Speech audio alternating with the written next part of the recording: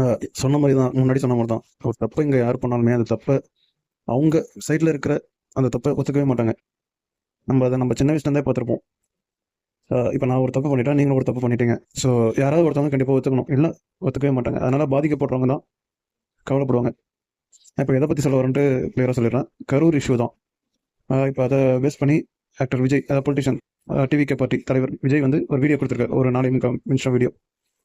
அதில் அவர் பேசியிருக்காரு, இல்லைன்னு சொல்லல. பட் இதை அன்றைக்கி கரூர்லேருந்து அவர் கிளம்போதே ஒரு ப்ரெஸ் மீட்டில் கொடுத்துட்டு போயிருந்தாலும் ஓகே, இல்லை அன்றைக்கி போயிட்டு வீடியோவாக கொடுத்துருந்தாலும் ஓகே. சரி, ஓகே சார், நீங்கள் வந்தீங்கன்னா கண்டிப்பாக அந்த ஹாஸ்பிட்டலில் கூட்டம் அதிகமாக தான் வரும், அங்கேயுமே ப்ராப்ளம் வரும் தான், நானும் அக்செப்ட் பண்ணிக்கிறேன். இது எல்லாராலையும் அக்செப்ட் பண்ண முடியும்.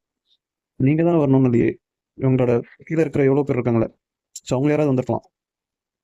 நான் ஏன் இதை கேட்குறேன்னா, 2 நாள் ஆயிடுச்சு சார், 2-3 நாள் ஆயிடுச்சு. ஸோ நீங்கள் இப்போ எல்லாமே என்ன நிலவரம்னு பார்த்துட்டு ஒரு விஷயத்த சொல்கிறீங்க. ஸோ பிரச்சனைன்னு வந்ததுன்னா எல்லாத்தையும் நம்ம பார்த்துட்டு இருக்கலாம் டைம் இல்லை சார். ஸோ அந்த டைமில் என்ன அதை கிளியர் பண்ணணுமோ அதை தான் நம்ம பண்ணணும். உங்கள் முன்னாடி தான் அவ்வளோ கூட்டங்கள் இருந்தது, அந்த கூட்டத்தில் நடந்த பிரச்சனைகள் உங்களுக்கு தெரியலையா, இல்லை தெரிஞ்ச விஷயத்த உங்களுக்கு யாருமே சொல்லலையா? இவ்வளோ கூட்டம் தான் வரும்னு நீங்கள் சொல்கிறீங்கல்ல, ஸோ அதை தாண்டி அங்கே கூட்டம் இருக்குன்னு உங்களுக்கு முன்னாடியே இன்ஃபர்மேஷன் கொடுத்துருப்பாங்க. நீங்கள் ஏன் வந்தீங்க? சரி, அவங்க ஆப்போசிட் பார்ட்டி தான் உங்களை தடுக்கல, சரி நீங்களே நினச்சிக்கலாம்ல. சரி, நம்ம இப்போ அங்கே உள்ளே போனோம்னா அது டைம் ஆயிடுச்சு, நிறைய இஷ்யூஸ் இருக்கலாம், ஸோ நம்ம உள்ளே போனால் பெரிய ப்ராப்ளம் ஆகும். உங்களுக்கு உங்களோட சேஃப்டியை பார்த்துக்கிட்டீங்களா? அதாவது உங்களோட கட்சியை சேஃப்டி. இப்போ நம்ம போனோம்னா மக்கள் வந்து நம்ம மேலே கோவப்படுவாங்க, ஸோ அதனால் நம்ம போயிடணும் அப்படின்னு பார்த்தீங்களா? நான் உங்களையும் தப்பு சொல்லலை, யாரையுமே தப்பு சொல்லலை. தப்பு சொல்கிற ஒரே விஷயம் மக்களை மட்டும்தான். ஒரு உயிருக்கான வேல்யூ ரொம்ப அதிகம். 41 உயிர். ஏற்கனவே நான் இதை விஷயத்த நான் ஒரு வீடியோ போட்டிருக்கேன், அதை பார்க்காதவங்க என்னோட முன்னாடி வீடியோவில் போய் பாருங்கள். கொஞ்சம் நீங்கள் சினிமாவில் சீனியர் சார், நான் அதில் எதுவும் சொல்லலை. பட் பொலிட்டிஷியனில் இப்போ தான் எல்கேஜி யூகேஜி பண்ணியிருக்கீங்க. ஸோ அடுத்தடுத்த கிளாஸ்லாம் நீங்கள் வரணும்.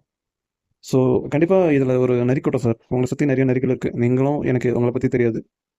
ஸோ நான் என்ன சொல்கிறேன்னா, இதுக்கு மேலே எடுத்து வைக்கிற ஸ்டெப்பை கொஞ்சம் கரெக்டாக எடுத்துங்க. உங்களோட நிர்வாகிகள் கரூரில் அரெஸ்ட் பண்ணியிருக்காங்க, ஒய்ஃப் வந்து நீதிமன்றம் வாசல் அழுகுறாங்க. சேம் உங்களோட தொண்டர்கள், ஃபேன்ஸ் இறந்துட்டாங்க. ஸோ இவங்களுக்கு கொடுக்க வேண்டிய ப்ரொடெக்ஷன், அதாவது உங்களுக்கு கொடுக்குற ப்ரொடெக்ஷன் தான் அவங்களுக்கும் கொடுக்கணும். நான் இங்கே கேட்கலாம், மற்ற கட்சிலாம் இப்படி பண்ணாங்க, நாங்கள் மற்ற கட்சியை பற்றி பேசலாம், ஏன்னா மற்ற கட்சி மேலே எனக்கு நம்பிக்கை இல்லை. சரி, நீங்கள் புதுசாக வரீங்க, ஸோ கண்டிப்பாக எல்லாத்தையும் மாற்றுவீங்கன்னு நினச்சேன். நீங்கள் வந்ததுலேருந்து மோஸ்ட் ஆஃப் ஆல் பேசினது ஆப்போசிட் கட்சியை பற்றி பேசினது தான் அதிகம். மக்களோட பிரச்சனையோ அதை பற்றி பேசின மாதிரி எனக்கு எந்த பிரச்சாரத்துலையும் மாநாட்டிலையும் பெருசாக தெரியல.